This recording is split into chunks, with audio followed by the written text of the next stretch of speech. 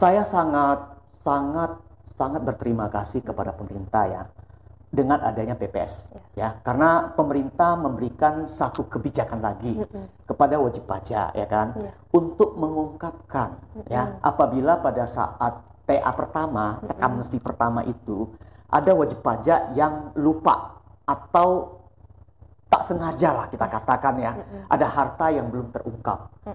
Maka dari itu dengan adanya PPS kali ini, wajib pajak masih diberikan kesempatan untuk mengungkapnya.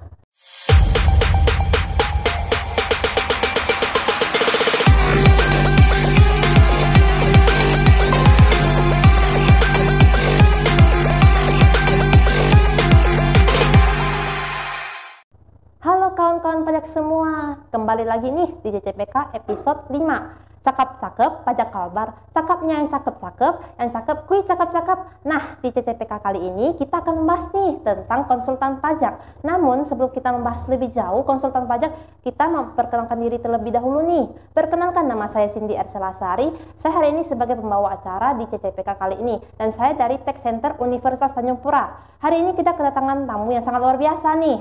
Beliau adalah salah satu seorang ketua IKPI cabang Pontianak. Nah, boleh nih kita langsung sapa aja yuk narasumber kita yang luar biasa ini. Boleh nih Mak memperkenalkan diri terlebih dahulu Pak, supaya kawan-kawan pajak bisa kenal Bapak lebih dalam. Ya, terima kasih. Nama saya Chang Kian On, biasa dipanggil Aon. Ya. Kemudian profesi saya saat ini adalah saya sebagai konsultan pajak dan sudah mempunyai brevet C. Kemudian saya juga sebagai kuasa hukum di pengadilan pajak, dan saya juga sebagai dosen ya di Politeknik Tonggak Ekuator, dan mata kuliah yang saya bawakan juga taxation, yaitu berkisar masalah perpajakan. Oke, berarti saya sapa Bapak Pak Aon ya Pak. Ya. Bagaimana nih kabar Bapak? Baik. Gimana kesan Bapak nih bisa hadir di acara podcast Pajak Kalbar kali ini nih Pak? Oh, terima kasih. Saya sangat berterima kasih ya kepada podcast Pajak Kalbar yang mengundang saya hari ini untuk bincang-bincang masalah konsultan pajak ya, terutama di IKPI. Sangat senang sekali dan terima kasih sekali lagi. Oke, di sini kita akan berbincang-bincang singkat mengenai konsultan pajak nih Pak. Ya. Nah, kami juga sudah mengumpulkan beberapa pertanyaan nih Pak yang akan kami tanyakan kepada Bapak. Apakah Bapak sudah siap nih mengisi acara podcast kali ini Pak? Sudahlah. Oke. Ya, silakan. Nih, pertanyaan pertama saya panggil nih, Pak. dengan Saya Siti aja Pak. Cindy. Iya. Oke. Mbak Oke. Cindy. Jadi gini Pak, pertanyaan pertama, masyarakat seringkali mendengar kata konsultan pajak nih. Mungkin sebagian masyarakat masih bingung, apa sih konsultan pajak itu Pak? Nah, jadi boleh nih Pak, Bapak jelaskan konsultan pajak secara general itu apa Pak? Ya, jadi konsultan pajak itu adalah profesi ya, profesi yang melekat pada seseorang ya kan. Nah, tentu konsultan pajak ini kalau secara garis besar ya, berarti seseorang tersebut memiliki ilmu ya tentang perpajakan. Nah, tetapi tentulah ilmu perpajakan ini harus didukung oleh formalitas ya. Jadi kalau menjadi seorang konsultan pajak yang resmi ya kan, kita terutama harus selesai dari S1 ya. S1 perguruan tinggi, S1 jurusan manapun nggak masalah ya. Nah, kemudian kita harus mengambil USKP namanya. Ujian sertifikasi konsultan pajak. Nah, di dalam konsultan pajak itu sertifikasinya itu ya boleh saya cerita sedikit, dia ada 3 level ya. Ada A, B, dan C. Nah, apabila orang sudah memiliki sertifikasi A, dia harus ahli dalam menangani perpajakan orang pribadi. Nah, kalau dia lulus dengan sertifikasi B, berarti dia bisa menangani orang pribadi dan badan usaha.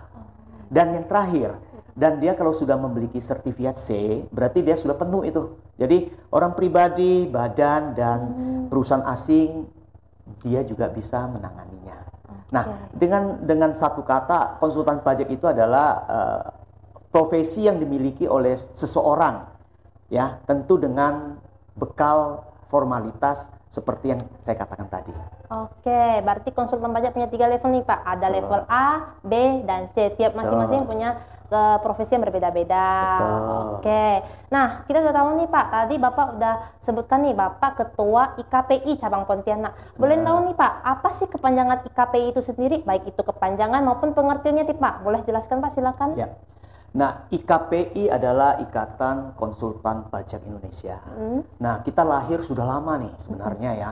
Sejak 27 Agustus 1965 ya. Sudah lama sekali ya umurnya ya. Dulunya memang Ikatan Konsulen Pajak Indonesia. Nah, baru dirubah ya tahun 1987 kalau nggak salah ya, dirubah menjadi Ikatan Konsultan Pajak Indonesia. Nah, itu kepanjangan dari IKPI. Oke, berarti IKPI itu Ikatan Konsultan Pajak Indonesia dan berdirinya itu 27 Agustus 1965. Oke, boleh nih Pak ceritakan secara singkat aja nih Pak, bagaimana sih sejarah dari berdirinya IKPI itu sendiri Pak? Nah, sejarah berdirinya IKPI itu sendiri adalah tentulah dimotori oleh orang-orang yang berkepentingan pada saat itu ya. Kemudian juga ada dikaitkan juga dengan pada saat itu sebagai pembimbing atau penasehat dari Direktorat Jenderal Pajak ya kan. Nah, sampai saat ini ya secara singkatnya ya, sejak berdiri dari 27 Agustus 1965 kita anggota IKPI seluruh Indonesia ya sudah dimiliki 5 ribuan. Sudah memiliki anggota 5 ribuan. Dan kita mempunyai 42 cabang. Salah satunya adalah kalau di Kalimantan Barat baru ada cabang Pontianak. Nah, apakah ada cabang-cabang misalnya selain Pontianak nantinya ya kan? Mungkin ada, tapi kapasitas untuk membuat cabang itu ada aturan. Nah, jadi kita hanya untuk di Kalimantan Barat baru membentuk cabang Pontianak. Oke, berarti yang di Kalimantan Barat hanya di Pontianak aja ya Pak? Betul. Oke. Kemudian nih kita udah tahu kapan berdirinya dan setelah itu juga sejarahnya udah diceritakan sama Pak On nih. Nah, kemudian nih apa sih Pak tugas utama dari IKPI itu sendiri Pak? Ya, Mbak Cindy. Jadi kita konsultan pajak ya, kita konsultan pajak ya. Ya, kita tentulah dalam arti seperti yang tadi dikatakan juga ya, yang kita adalah mitra dari DJP. Nah, mitra dari DJP tentulah tugas kita ya sebenarnya ya, kita memberikan edukasi kepada masyarakat ya, terutama wajib pajak ya kan, bagaimana aturan perpajakan yang benar dan bagaimana pelaksanaannya. Nah, tentulah edukasi tersebut ya kan kita memberikan secara tatap muka juga ya, apalagi dalam situasi lagi pandemi ya. Nah, kita juga berusaha ya memberikan secara online juga. Begitu. Jadi inti dari tugas kita ya, memang memberikan edukasi ya kan, demi artinya supaya wajib pajak ini bisa taat wajib pajaknya itu jadi baik dan benar, tidak menyimpang dan sesuai aturan. Tentulah nantinya akan terbantu oleh penerimaan negara ya. Oke, berarti tugas utama dari IKPI itu sendiri berarti memberikan edukasi kepada wajib pajak. Nah, kira-kira nih Pak, kan tadi udah dijelaskan secara singkat IKPI itu sendiri, Pak. Apakah di Kalimantan Barat punya lokasi kantor IKPI sendiri, Pak? Kalau ada, boleh nih Pak jelaskan di mana sih Pak lokasi kantor IKPI di Kalimantan Barat, Pak? Ya. Lokasi IKPI yang cabang Pontianak memang sekarang ya dia tidak ada kantor tersendiri, tapi dia mengambil bagian dari kantor di mana saya membuka kantor. Nah, jadi kantor IKPI cabang Pontianak itu ada di Jalan Gusti Hamzah nomor 203A. Nah, di situ sekretariat kita di sini, situ kantor cabangnya juga di situ. Baik Pak. Berarti lokasi kantor IKPI itu di Jalan Gusti Hamzah ya Pak? Ya, Gusti Hamzah. Kita udah tahu nih lokasi kantor IKPI di Kalimantan Barat. Nah, kemudian nih berapa ya Pak kira-kira anggota IKPI di Pontianak sendiri Pak? Ya, anggota IKPI cabang Pontianak ya kan, saat ini ada 29 orang. 29 orang. 29 orang. Nah, mereka yang 29 orang ini memang gini, IKPI itu menerapkan anggota berdasarkan KTP, domisili. Dari KTP yang dimiliki oleh anggota tersebut. Jadi dari 29 anggota IKPI cabang Pontianak, ada 3 anggota ya, ada 3 anggota. Memang KTP-nya masih KTP Pontianak, tapi dia sudah domisili di Jakarta. Jadi tetap dia sebagai anggota IKPI cabang Pontianak, tapi sementara mereka ini 3 orang tinggal di Jakarta. Nah, dan yang berikutnya ada 2. 2 itu mereka itu memiliki KTP di Singkawang. Mereka memiliki KTP Singkawang. Kenapa kok cabang Singkawang tidak dibuka kan gitu ya? Nah, sesuai dengan aturan kami ya, kami ada aturan ADRT segala ya. 2 orang belum bisa untuk membuka cabang, ya kan? Jadi mereka yang 2 orang ini yang berdomisili di Singkawang tetap mendaftarkan diri di IKPI cabang Pontianak. Nah, sisa yang ada 24 orang itu semuanya ada di Pontianak. Berarti ada yang di Jakarta, ada yang di Singkawang, ada yang di Pontianak gitu ya Pak? Betul. Berarti 29 orang ya Pak total anggotanya? 29 orang. Gimana nih Pak supaya bisa menjadi anggota IKPI ini Pak? Boleh nih Pak jelaskan? Jadi untuk menjadi anggota IKPI, Ikatan Konsultan Pajak Indonesia walaupun cabang manapun bisa ya, itu tergantung domisili seperti yang saya cerita ya. Tentulah mereka harus mempunyai lulus sertifikasi konsultan pajak. Tadi saya ada singgung masalah bahwa ada Brevet A, Brevet B, dan Brevet C ya. Nah, Brevet A, B, dan C itu tentu itu harus melalui ujian sertifikasi konsultan pajak. Nah, seseorang bisa menjadi anggota IKPI. Sebenarnya anggota IKPI itu terbagi atas tiga ya. Pertama adalah anggota tetap. Kedua anggota terbatas, ya. Ketiga anggota kehormatan.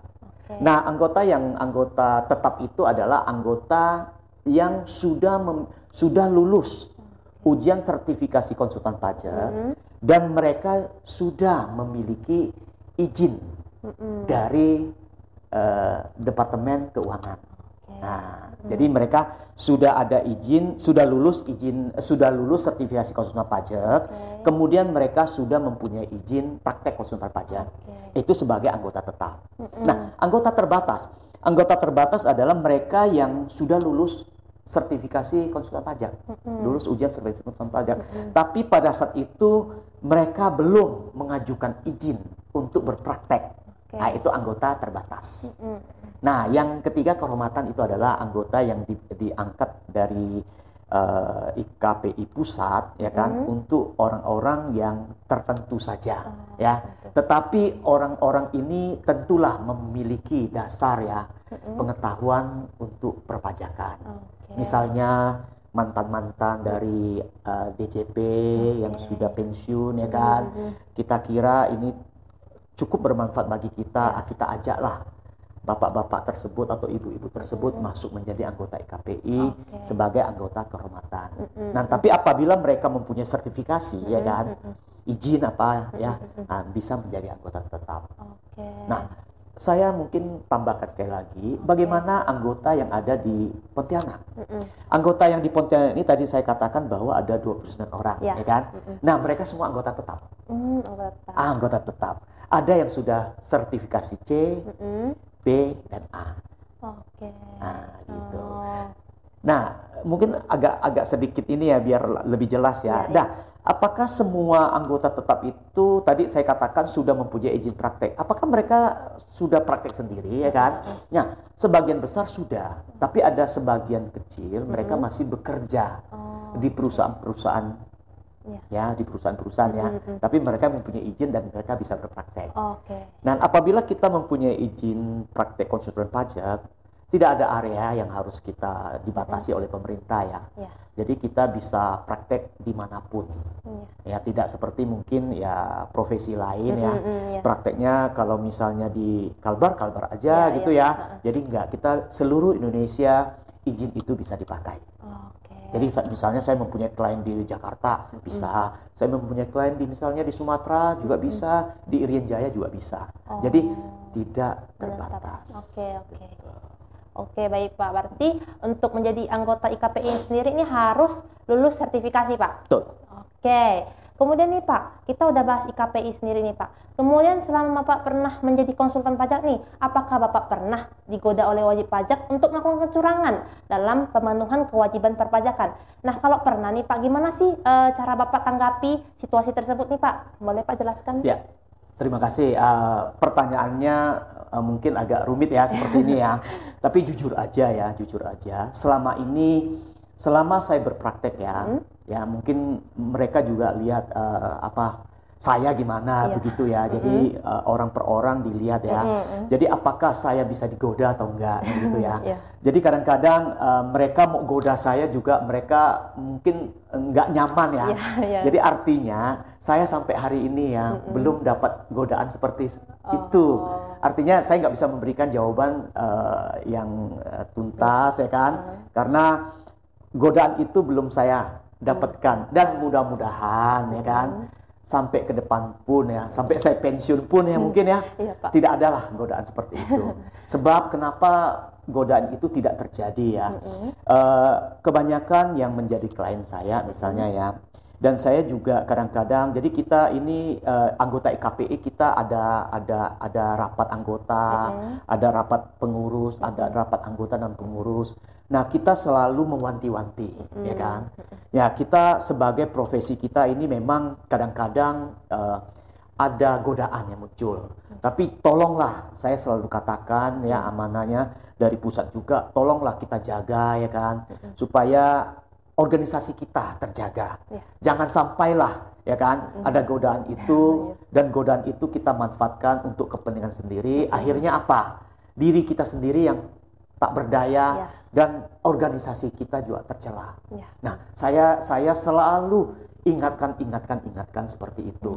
Dan apabila juga saya bertemu dengan DJP ya, Direktur Jenderal Pajak ya, saya selalu open.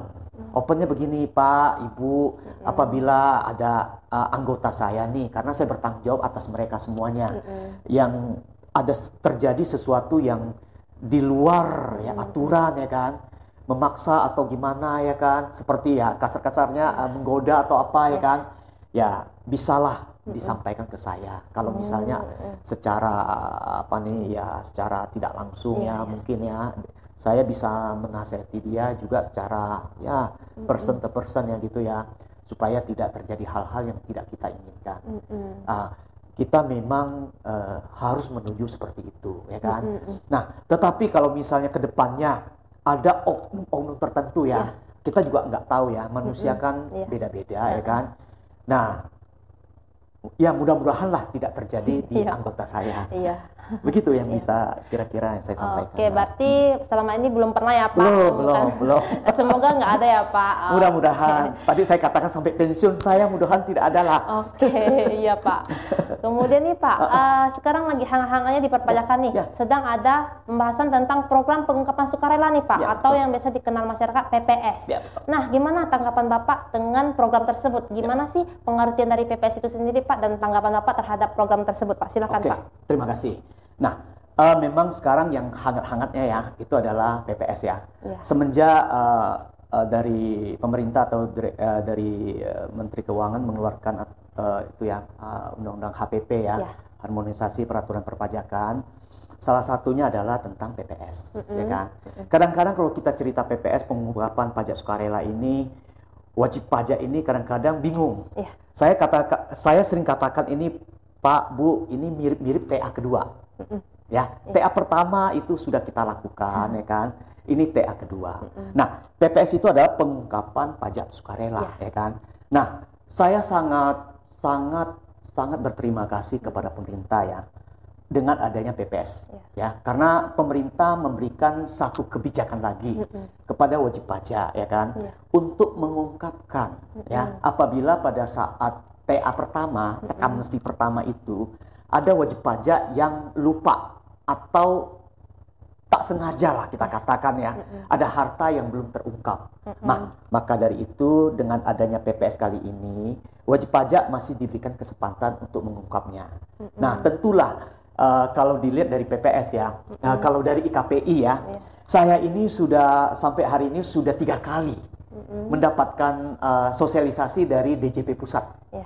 Jadi kalau kita ada aturan baru, saya sangat berterima kasih kepada Direktorat Jenderal Pajak ya. Bekerja samanya memang mitra IKPI ya mereka ya. Jadi ada sesuatu yang baru, aturan baru. Ya kita kadang-kadang mungkin ya kita pertama atau gimana kita disosialisasikan. Ya pertama kami disosialisasikan hanya untuk pengurus. Kedua kita disosialisasikan untuk seluruh anggota IKPI seluruh Indonesia. Dan ketiga kita disosialisasikan apa? Karena IKPI mau mensosialisasikan kembali ke masyarakat sekarang, ya kan? Bagaimana? Nah kita disosialisasikan trainer of trainer. Jadi kita ada satu lagi ya namanya ya. Artinya sosialisasi terakhir itu juga dari JJP, itu orang tertentu aja. Nanti orang-orang tertentu ini di cabang masing-masing akan mensosialisasikan kepada masyarakat Indonesia atau wajib pajak. Ah itu salah satu termasuk saya juga harus mensosialisasikan kepada masyarakat yang ada di Kalbar. Tentulah saat ini kita tatap muka belum ada ya, belum terlalu ini ya. Nah kita mungkin nantinya itu secara online juga ya. Nah tentulah adanya PPS ini sekali lagi saya sangat berterima kasih ya kepada pemerintah ya. Ini ada tax amnesty yang kedua lah. Ya walaupun ya persentasenya itu agak lebih tinggi dari yang pertama ya kan daripada yang kedua. Itu keluhan masyarakat seperti itu sih wajib pajaknya. Itu. Oke, berarti dengan adanya program baru ini sangat bermanfaat nih Pak untuk wajib pajak. Kemudian nih, kira-kira menurut Bapak nih, apakah ada peran IKPI itu sendiri terhadap program pengungkapan sukarela? Kalau ada nih, boleh nih Pak jelaskan Pak? Ya, IKPI sangat berperan sekali sudah pasti, ya kan? Seperti tadi saya katakan bahwa kami dari IKPI sudah membentuk tim untuk mensosialisasikan secara online ya kepada masyarakat, ya kan? Itu apa PPS, ya kan? Supaya apa? Kita merasa juga dari kita sebagai konsultan pajak juga merasa, dan kadang-kadang wajib pajak ada juga ngeluh ke kita, ya kan? Kemarin ada kelupaan, ada apa kan belum diungkapkan kan? Nah, saat inilah memang kita harus memberikan edukasi ya kepada wajib pajak supaya mengungkapkan kembali secara sukarela apabila ada harta yang belum dilapor. Tentulah ini sangat bermanfaat bagi wajib pajak ya. Terutama wajib pajak yang sudah pernah ikut TA pertama kali, dia bisa mengungkapkan hartanya untuk kebijakan pertama. Jadi sedikit boleh saya cerita ya secara singkat ya. PPS adalah pengungkapan pajak sukarela. Secara singkatnya itu dibagi menjadi dua kebijakan. Ada dua skema lah ya.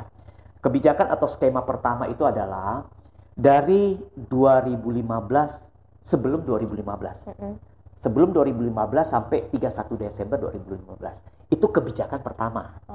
Nah, kebijakan kedua adalah dari 2016 sampai 2020. Nah, itu kebijakan kedua. Nah, bagaimana kebijakan pertama? Siapa yang boleh ikut? Kan begitu ya?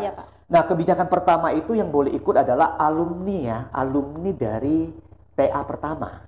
Nah, alumni TA pertama itu tentu ada orang pribadi dan ada badan hukum. Itu yang boleh ikut. Nah, apabila mereka orang pribadi atau badan hukum yang pada saat itu ada terlupa, ya kan, harta yang belum mereka laporkan. Nah, mereka masih diberikan satu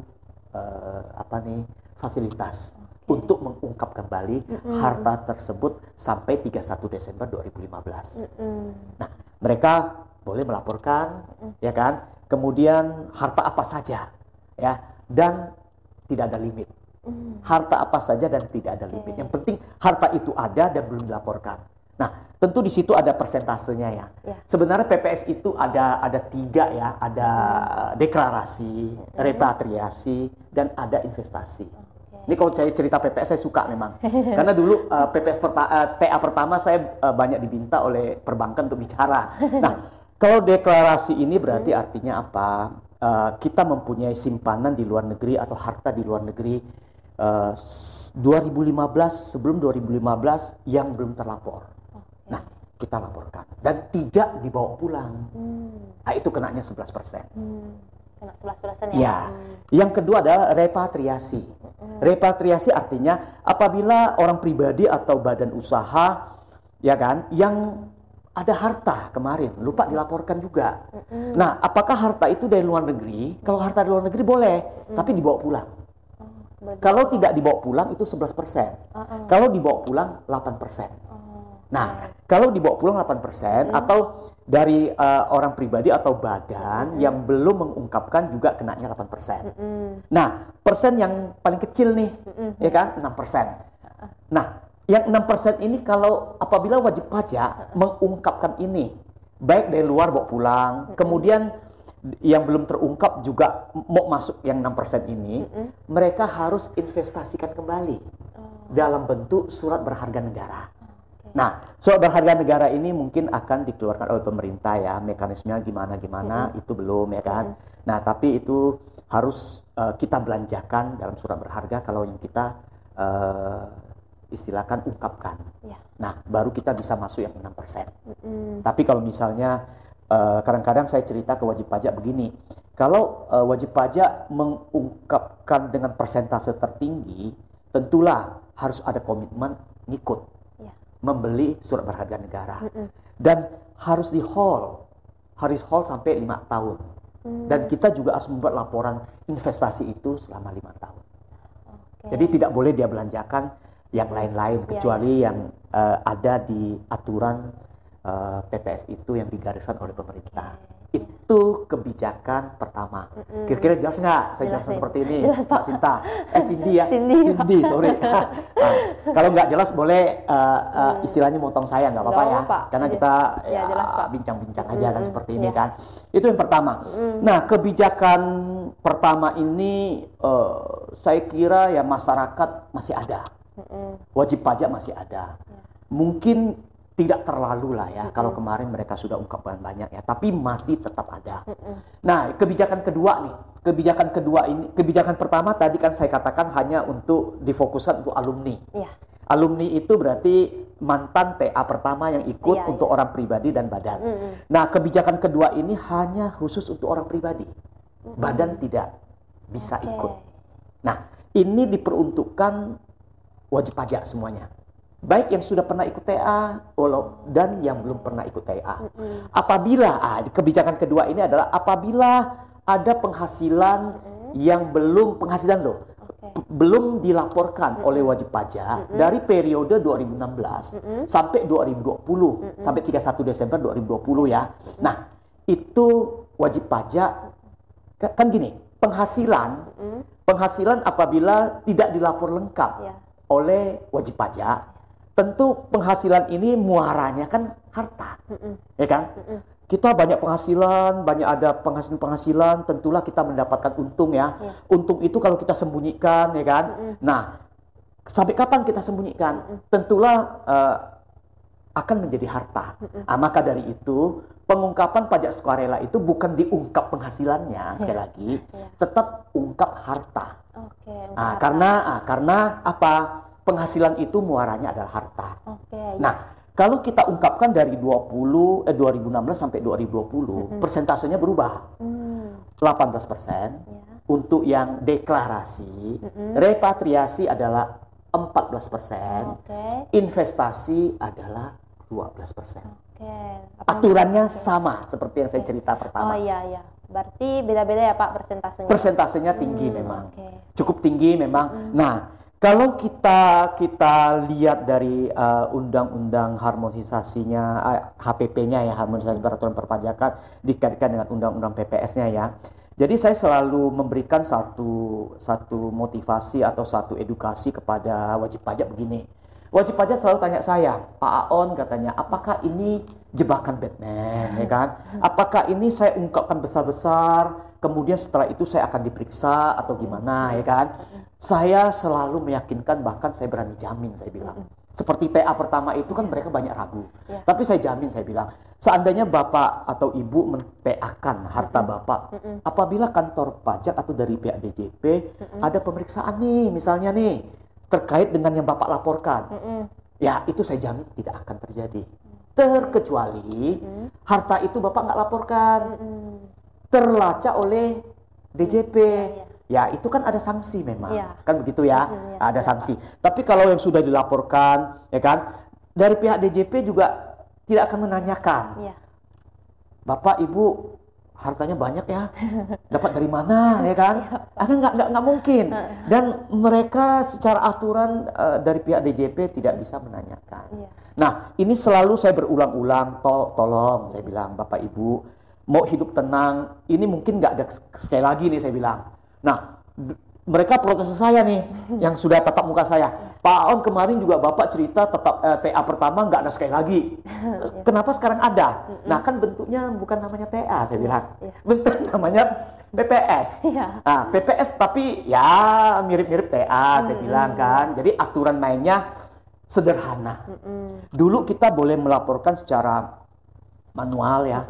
Sekarang semuanya by online. Jadi pengungkapan ini juga tidak ada batas. Saya udah beritahu ya, no limit. Ya, waktunya juga nggak ada libur-liburnya tuh. Yang penting dari periode 1 Januari sampai dengan 30 Juni 2022. Jadi kalau misalnya Pak, saya mau ungkapkan di hari Minggu boleh nggak? Oh boleh, nggak apa-apa. Jadi sampai 12 tengah malam 30 Juni itu baru stop. Nah, dan cukup sederhana. Yang cukup sederhana itu apa? Yang diungkapkan itu yang dilaporkan. Kalau TA pertama masih ada sedikit lah, agak sedikit rinci apa-apa kan. Kalau TA kedua ini atau PPS yang kali ini, pemerintah memberikan keleluasaan dan ya saya sangat bersyukur ya, sangat sederhana sekali. Boleh dikatakan semuanya gampang gitu ya. Semuanya lapornya juga secara online. Kemudian sudah kita laporkan, kita hitung berapa pajaknya, tinggal dipilih tadi ya. Mbak Cynthia, saya katakan ya, ada deklarasi, repatriasi dan investasi ya. Periode mana kan? Periode 2015 ke bawah atau setelah 2015, 2016 sampai 2020 ya. Nah, silakan dipilih, angka harta itulah dikalikan dengan persentase yang menurut wajib pajak yang itu yang mau diungkapkan. Begitu. Nah, saya memang sangat antusias ya PPS ini ya. Saya berharap masyarakat di Kalimantan Barat semuanya ya, terutama yang saya juga yakin ya mungkin banyak semuanya belum diungkap ya. Nah, saya selalu katakan berikan edukasi, jangan takut ya, kita ungkap semuanya. Nah, tentulah saya minta mereka ungkap semuanya, berikan edukasi semuanya. Kalau tanpa sanksi mereka kan tidak takut ya. Iya, benar. Ya kan? Tentulah saya akan iming-imingi dengan sanksi nih. Contoh 2015 ke bawah. Bapak kalau misalnya Ibu tidak mengungkapkannya nih, masih mau istilahnya bermain-main dengan Direktorat Jenderal Pajak nih. Misalnya Bapak ada deposito 1M nih atas nama istri.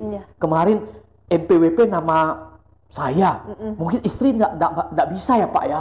Ya enggak lah saya bilang harta yang harus diungkap itu apabila nama di SPT yang menjadi tanggungan Bapak, itulah harta yang harus dimasukkan. Saya bilang nama istri tentu ada, nama anak menjadi tanggungan juga harus masuk. Saya bilang apakah bisa kelewat? DJP sekarang sistemnya sudah hebat Bapak dan Ibu, saya bilang kan. Itu tidaklah ya, jangan coba-coba gambling ya, saya bilang ya.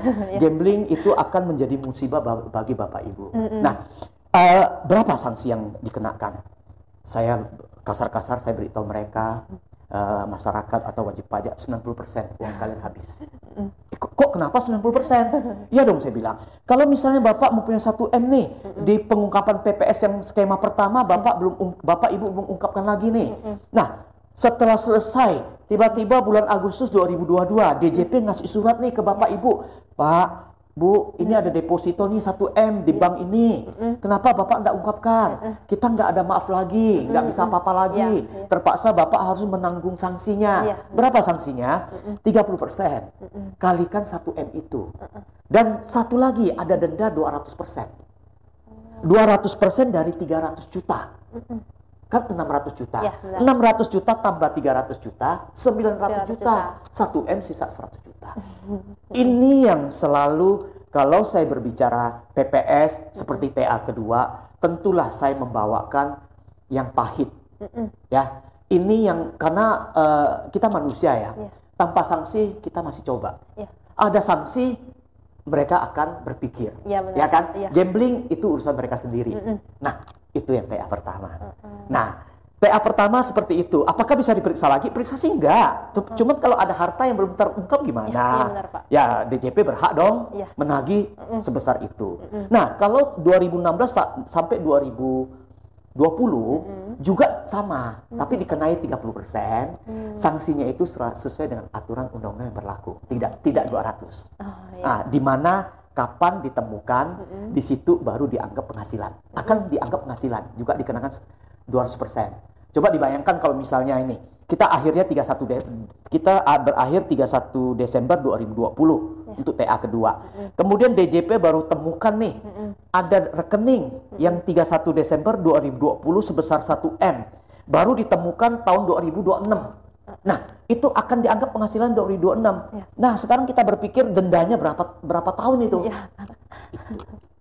Nah, saya bangun seperti itu menyadarkan masyarakat dan wajib pajak supaya ikut. Tentulah saya cerita denda, yang denda itu bukan saya buat-buat, tapi denda itu adalah sesuai dengan aturan yang berlaku. Begitu, Mbak Cindy. Oke, berarti program PPS ini sangat penting ya Pak bagi penting. wajib pajak. Saya ada program PPS, saya sangat suka dan saya sangat semangat ya untuk mensosialisasikan kepada masyarakat. Oke, berarti kalau nggak diungkapkan berarti ada sanksi ya Pak?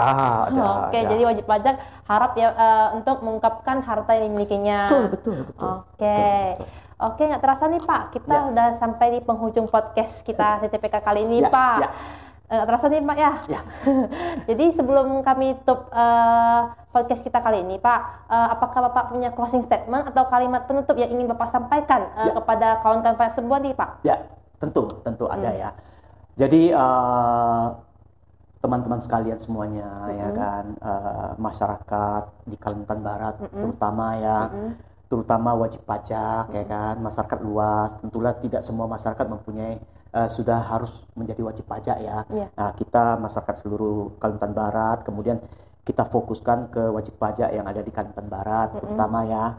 Nah, saat ini yang lagi tren lah kan, lagi ya booming istilah ininya ya, kerennya ya, adalah program pengungkapan pajak sukarela ya kan, pengungkapan pajak sukarela ya PPS ya, atau boleh kalau kita bilang mirip-mirip lah dengan tax amnesty ya, tapi namanya PPS ya kan. Nah, anjuran dari saya ya kan sebagai konsultan pajak sebagai konsultan pajak ya kan, tentulah saya sudah memandang, sudah melihat ya kan, program ini sangat bermanfaat sekali bagi wajib pajak ya kan. Nah, saya katakan ini, kalau memang wajib pajak ada harta yang belum terungkap, seperti tadi yang saya uraikan ya ikutlah dan jangan takut. Ya, jangan takut. Apakah setelah saya ungkap harta saya besar, ya kan? Apa ada batas? Saya selalu katakan dari aturan no limit. Bapak mau ungkapkan Bapak Ibu mau harta berapapun silakan, tidak ada limit dan semua dia jamin istilah dijamin dari undang-undang, ya kan? Artinya Bapak tidak bisa diperkarakan, ya kan? Dipidanakan, ya kan? Nah, sekali lagi seluruh masyarakat Kalimantan Barat ya, terutama wajib pajak ya, dan rekan-rekan semuanya, ya kan? Cobalah manfaatkan PPS ini dengan sebaik-baiknya, dan ini hanya berlaku dari 1 Januari 2022 ya, sorry 1 Januari 2022 sampai dengan 30 Juni 2022. Setelah itu tidak ada lagi. Jadi jangan sampai ujung-ujungnya juga ya kita ya. Nah, cobalah sekarang lihat-lihat kembali ya kan, laporan SPT 2015, 2020 ya kan? 2015 dan 2020 ya, apakah ada harta yang tertinggal, ya kan? Nah, harta tertinggal itu seperti tadi saya katakan, bukan melekat pada wajib pajak itu saja, tapi melekat pada tanggungannya. Nah, ungkapkanlah, ya kan? Tentulah harta yang ibu bapak ungkapkan, ada masuk pajak yang harus dibayar secara final, itu merupakan penghasilan bagi negara. Nah, negara juga akan memberikan kepada masyarakat nanti, ya kan? Walaupun memberinya tidak langsung langsung, melalui fasilitas yang kita nikmati selama ini. Iya benar Pak. Nah, sekali lagi karena ini lagi PPS, saya fokuskan ke PPS. Terus satu lagi jangan lupa ya, saatnya kita melaporkan SPT tahunan kita nih, ya kan, untuk orang pribadi sampai 31 Maret dan untuk badan usaha sampai 30 April 2022. Terima kasih. Itu saja luar biasa ya Pak, closing statementnya ya Pak. Jadi untuk kawan-kawan pajak jangan lupa untuk mengungkapkan harta yang dimilikinya dan tidak ada limitnya, seperti yang dikatakan oleh Pak On itu Pak, itu sendiri. Nah, jangan lupa juga untuk melaporkan SPT tahunan seperti yang dikatakan oleh Pak Aon tadi. Nah, sekali lagi saya ucapkan terima kasih kepada Bapak udah mau berbagi informasi kepada kawan-kawan pajak semua dan juga mau bergabung dengan kami di CCPK episode 5 kali ini. Semoga Bapak sehat selalu. Amin. Dan juga untuk kawan-kawan pajak, terima kasih sudah mau menyaksikan CCPK episode 5 kali ini. Nah, untuk kawan-kawan pajak, jangan lupa untuk memfollow akun media sosial dari Pajak Kalbar. Instagramnya itu adalah Pajak Kalbar, @pajakkalbar. Begitu juga dengan Facebook dan Twitternya, yaitu @pajakkalbar. Selain itu, kami juga memiliki informasi-informasi yang dari Tech Center Universitas Tanjung Pura. Kami juga punya akun Instagram sendiri, yaitu TCCFB Untan. Nah, Bapak punya akun Instagram untuk IKPI, Pak? Yang di pusat ada ya, tapi kalau di Pontianak kita belum buat shelter sendiri ya. Jadi kami memang harus terkoneksi ke IKPI pusat. Nah, di IKPI pusat itu ada IKPI aja, diketik itu akan kelihatan. @IKPI. Untuk kawan-kawan pajak bisa juga untuk memfollow Instagram IKPI. IKPI. Jadi kawan-kawan pajak bisa dapatkan banyak sekali informasi-informasi mengenai pajak yang mungkin kawan-kawan pajak banyak belum dapatkan di berbagai tempat. Nah, kita ada webnya ya. Ada web juga, Pak. Webnya. Webnya juga apa namanya, Pak? IKPI, IKPI, diketik aja IKPI itu akan muncul dia. Kepanjangan itu. Webnya juga IKPI, Ikatan Konsultan Pajak Indonesia ya. Konsultan Pajak Indonesia. Jadi selain Instagram juga punya website ya, Pak ya? Jadi untuk kawan-kawan pajak jangan lupa untuk subscribe channel Pajak Kalbar. Jangan lupa komen, like, subscribe dan share ke teman-teman kalian supaya teman-teman kalian bisa dapatkan banyak sekali informasi pajak yang bisa didapatkan. Nah, sekian dari podcast CCPK kali ini. Saya Sindiar Salasari, izin pamit undur diri dari CCPK episode 5 kali ini dan sampai berjumpa di CCPK episode berikutnya. Cakep-cakep Pajak Kalbar, cakepnya yang cakep-cakep, yang cakep kuy cakep-cakep. Bye-bye. Bye.